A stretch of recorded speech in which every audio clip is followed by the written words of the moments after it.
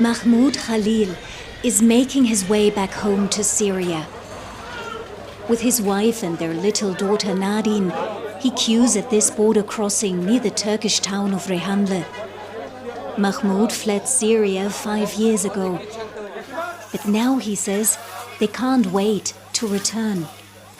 There's a lot of destruction, but we will rebuild. We don't care about that. What matters is that we got rid of Assad. Our country will be safe for our children and future generations.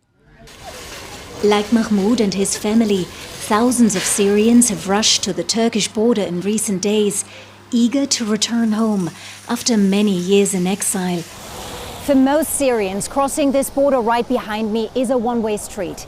They have to give back their residence permit for Turkey, officials here told us, and sign a document saying they are returning voluntarily. And that means they can't just come back. But that's a risk many are willing to take.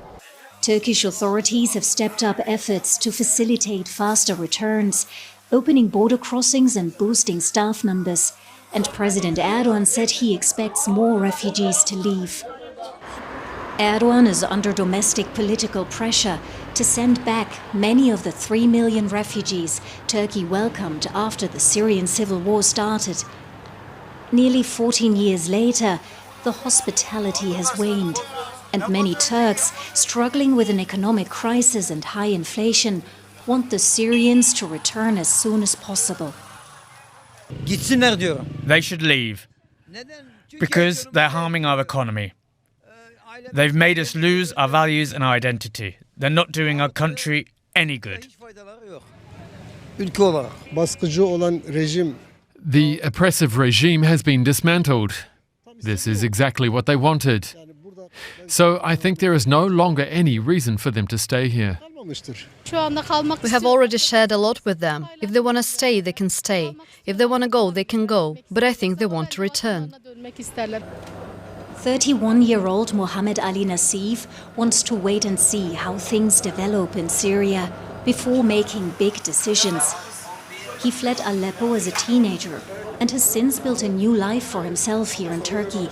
A family, a restaurant with 40 employees. It's not easy for us to leave everything behind. Even if the situation stabilizes, it would take at least 2 or 3 years for things to improve. There are also many Syrian children, like my own, who were born here and know nothing about Syria. On top of that come the questions over what the new Syria could look like and how it will be governed. We hope to achieve democracy in Syria, with a civilian government and free, fair elections. We pray to God that the situation in Syria improves, stability returns, and our homeland becomes better than ever. But right now, nothing is clear. Back at the border crossing, Mahmoud Khalil and his family are finally going to Syria.